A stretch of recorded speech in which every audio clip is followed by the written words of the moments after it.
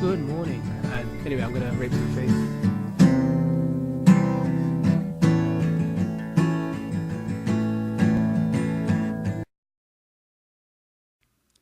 Good morning and welcome to the first episode of my Pokemon 4th Gen Wi-Fi battles, which I will hope to make a consistent series. Today I'll be using the Sandstorm team, which I've introduced before, but at least now it'll be all of them 6v in a 6v6 situation. So luckily I get to use them all in this battle, so I introduce them as they come out. So let's get started. I lead with a Probobass known as my Starlinator because he's a beast. I predict a taunt, which he does use the taunt from the Mew, so I go straight for the Power Gem. I assume this Mew is just there for the taunt, probably a defensive variant, but I expect that much damage because Mew has a 100 base special defense. I have 152 investment in special attack. Mew goes for the Aura Sphere. I'm actually really surprised because it was a 4 times effective. I thought, this guy will rape me. No, turns out I survive it. So it's a 2-hit KO, which I'm really proud of Starlinator for. I must apologize for the shakiness and such later in the video. I get a bit lucky with a crit. However, Synchronize gives me, not crit, paralysis.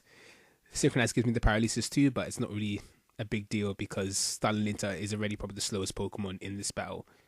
So it's all cool. I get the switch in, predicting another Aura Sphere to my Outlaw Torn. I'm not sure, did I explain Outlaw Torn's name? It's, you guys know it's probably a more offensive Dusknoir. However, I called it Outlaw Torn because it has the move Bind. And in the song from Metallica, Outlaw Torn, it's like, hold me, and when I start to come down, stitch me together. So he holds on to you in that sense. But yeah, I decided to not go for a Shadow Sneak straight off the back because I predicted maybe some kind of switch. I go for the Thunder Punch, I believe. Did I? No, I went for a Bind. Yeah, sorry. I went for a Bind straight away so I could hold the Mew in and then kill it off with Bind and then maybe just eat at it until it dies. But he switches in Salamence. I missed the Bind, which is a bit sad because then I could have kept the Salamence in even with a weakened Draco Meteor. But yeah, I go for a Thunder Punch. Doesn't do much because of the intimidate factor, and Dusknoir isn't that offensive. He's offensive, but not super offensive. This looks like a semi-bulky Mets, but not super bulky. But I don't know. Maybe a little bit of investment. I don't know. So I go and I switch out back into Probobass, trying to keep all secrets, not showing off any of my Pokemon yet because I want to catch him by surprise.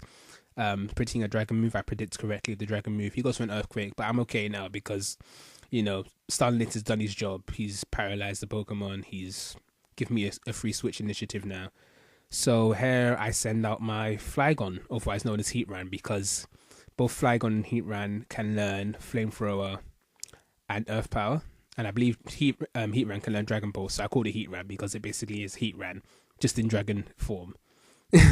Basically, it's basically a levitating ground dragon type version of Heatran, so it gets stabbed from the Earth Power and the Dragon Pulse, which is why I love this special based Flygon. Sorry, I get confused sometimes. He sends out Metagross. I go for a Dragon Pulse, trying to kill off the Salamence as quick as possible. He sends a Metagross to take the Dragon move. I go for an Earth Power. Stab Earth Power should kill Metagross. I know for a fact he hasn't got Focus Sash because I would have worked it down anyway, and I see he has leftovers. So yeah, I take out Metagross, it's looking good so far. Heatran's still perfectly clean. The only thing Heatran, this thing can rape. It can really rape when allowed to.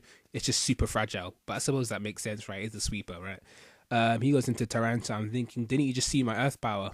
So here I'm thinking, I picked an Earth Power thinking, oh, silly guy. Then I think he's probably going to double switch into something that's like levitating. Turns out he doesn't. He switches into Mew because I don't think, at this point, I start to realize maybe he hasn't got anything that is flying type or levitating type. So I know that means I can keep going with my Stab Earth Power until everything dies.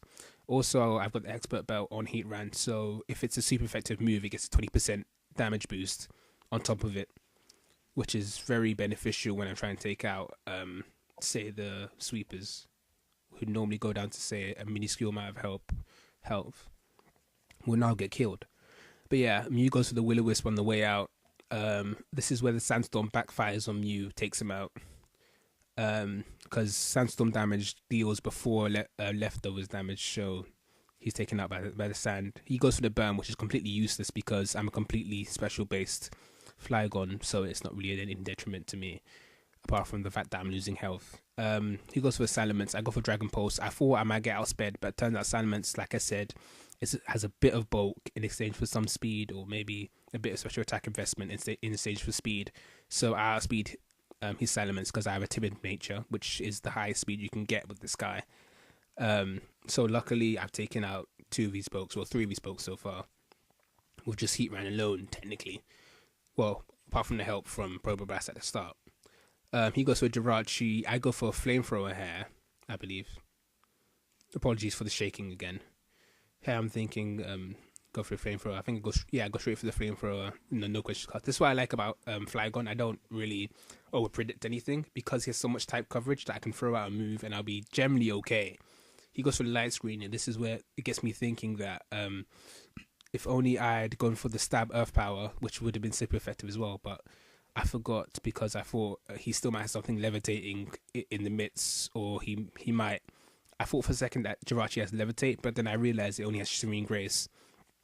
This is only natural because I don't battle too much. So I should have gone for the Earth Power. Probably would have taken him out in 2 hits regardless of the Light Screen. However, it's perfectly fine, because this means that now the Light Screen will waste out and take a couple more turns, especially since Jirachi now begins to stall a bit, get special defense drops, so that kind of cancels out the effect of Light Screen. But I think he goes for Wish and switches out into Starmie right here. So I think I'm about to switch out. Yeah, he switches into Starmie, so I go for an Earth Power, for Stab Earth Power, because it'd do the same damage it would do without Light Screen up. Jirachi's Rich comes through, gets perfectly healed up Starmie, and I'm not ready to take on any Starmies at any time of the day. So here I go for the switch out. I'm also hurt by my burn. Maybe at full health I could take a Surf, but that's it. I'm not taking an Ice Beam even at full health. Not at double health will I take an Ice Beam, I don't think.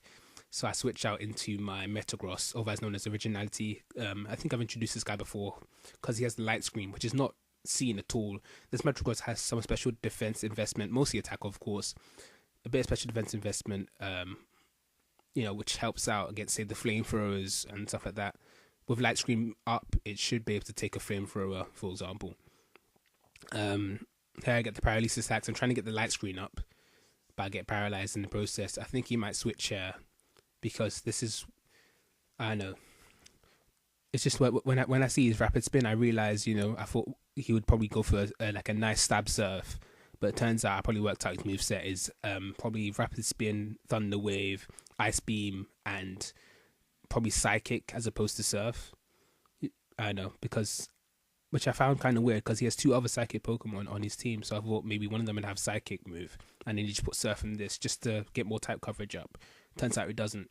We both go for a switch there, because he can't do anything and I can't do anything to him, so we both go for a switch there. He goes into T-Tar, I go into my Marston, named after John Marston of Red Dead Redemption. He goes for a Stab Earthquake. No, he goes for an Earthquake. I go for a Stab Earthquake. It's super effective on him. So I'll probably take him out in 2 moves, because I didn't think he'd knock me down into do Torrent range, so I didn't want to use Waterfall, just in case. This is where I use Waterfall, because I know he's going to knock me down to Torrent range, because that move did 170 damage. Well, 160 damage. So I thought, another move would do the same 160 damage. But turns out he gets a crit and takes me out. It would have been a 3-hit KO. I would have survived with like 10 hit points. Got a Pokemon going into the next guy. Been taken out, got the Switch Initiative. But I'll get the Switch Initiative here anyway. And I'm perfectly fine, basically. So this is where I send out my Cacturn, I believe. Called Timantha because it's female. It's called Timantha because Cacturn sounds like Turner. Turner is the last name of Timmy Turner from Fairly Odd Parents. And if Timmy was a female, he'd be called Timantha, I suppose. So yeah, Timantha goes for a revenge here to try and take out the Tyranitar as quick as possible. Take out Jirachi instead, which is really beneficial. Because the thing about Cacturn, it actually has, 115 base, special attack and attack. It's actually pretty decent. The only problem it has is the fact that it has no defenses and almost no speed.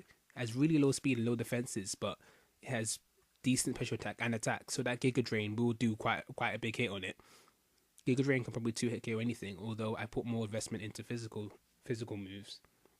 Giga Drain will 2-hit KO almost anything due to stab. Here I go for Sucker Punch here. Luckily, that last move, I dodged an Ice Beam due to Sand Veil ability. I had a Focus Dash anyway, so I would have survived and just gone for the Sucker Punch, whatever happened. So here again, I go for Revenge. The game's almost over. Looking pretty good, looking pretty solid.